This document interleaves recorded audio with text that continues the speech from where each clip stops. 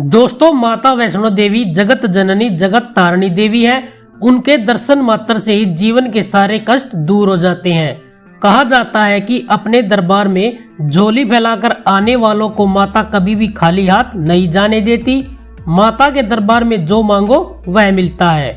दोस्तों, यह विश्वास ही है जो देश और विदेश के लाखों भक्तों को माता वैष्णो देवी के भवन पर आने के लिए आकर्षित करता है। दोस्तों, हर साल करीब लाखों की संख्या में भक्तजन दुनिया के कोने कोने से आकर माता वैष्णो देवी के दर्शन जरूर करते हैं तथा माता का आशीर्वाद लेकर वापिस अपने घर लौटते हैं। दोस्तों, माता अपनी गुफा में 3 रूपों में विराजमान है। ये तीनों रूप पिंडी रूप में भवन के अंदर स्थापित है। माता के 3 अलग अलग रूप होने के बावजूद भी माता को केवल एक ही नाम से पुकारा जाता है। दोस्तों, इस रहस्य को जानना हर भक्त जरूर चाहता है कि माता के 3 अलग रूप होने के बावजूद भी माता को एक ही नाम से क्यों पुकारा जाता है। तो दोस्तों, आइए जानते हैं माता के वैष्णवी नाम के पीछे छिपे रहस्य को। दोस्तों, बात उस समय की है जब दानवराज महिषासुर का पूरे ब्रह्मांड में आतंक फैला हुआ था।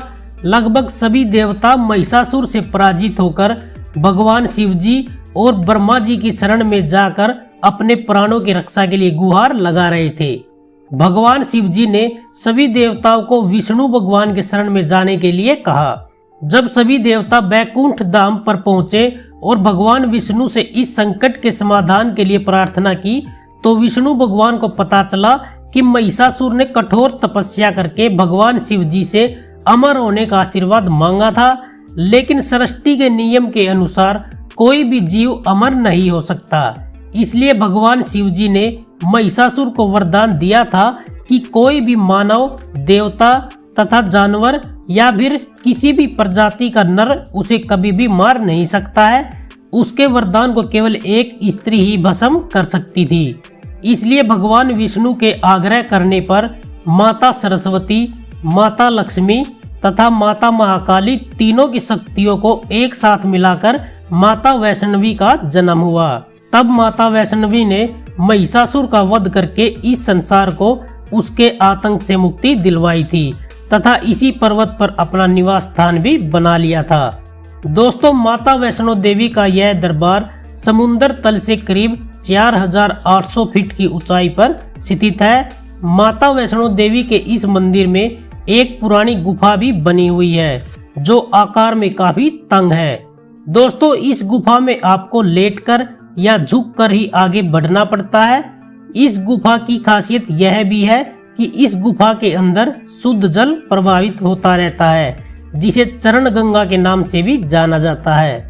दोस्तों, माता वैष्णो देवी की प्राचीन गुफा हमेशा से ही चर्चा का विषय बनी रहती है। समय के साथ साथ यहाँ माता के चरणों में आने वाले भक्तों की संख्या भी लगातार बढ़ती जा रही है। भक्तों की सुरक्षा को देखते हुए माता की प्राचीन गुफा को आमतौर पर बंद ही रखा जाता है। इसकी जगह एक नई कृत्रिम गुफा बनाई गई है। तो दोस्तों, आइए जानते हैं माता की प्राचीन गुफा से जुड़ी हुई कुछ रहस्यमयी बातें। दोस्तों, माता की प्राचीन गुफा के बारे में मान्यता है कि माता ने इस गुफा में 9 महीने बिताए थे, ठीक उसी प्रकार जैसे कोई बच्चा अपनी माँ के गर्भ में रहता है। इसलिए इस गुफा को गर्भजून भी कहते हैं। कहा जाता है कि मंदिर का निर्माण कराने वाले पंडित श्रीधर को बच्ची के रूप में प्रकट हुई माता ने स्वयं इस गुफा के बारे में बताया था। दोस्तों, माता की प्राचीन गुफा के दर्शन करने की ललक हर भक्त में जरूर रहती है। कहते हैं कि इस गुफा में आज भी भैरवनाथ का शरीर मौजूद है। माता ने यहीं पर भैरव का संहार किया था, तब से उसका शरीर यही रह गया था और सिर घाटी में जाकर गिरा था। दोस्तों, इस प्राचीन गुफा को आमतौर पर बंद ही रखा जाता है, लेकिन कुछ किस्मत वालों को इस गुफा में प्रवेश का सौभाग्य मिल जाता है। श्रद्धालुओं की संख्या जब भी 10,000 से कम होती है तो इस गुफा को खोल दिया जाता है। दोस्तों, अगर बात करें माता रानी की इस गुफा की, तो इस गुफा की लंबाई 98 फीट है। भक्तों की भीड़ को देखते हुए यहाँ प्रवेश और निकास के 2 कृत्रिम द्वार बनाए गए हैं। इसी गुफा में एक चबूतरा भी है जिस पर माता जी का सिंहासन विराजमान है।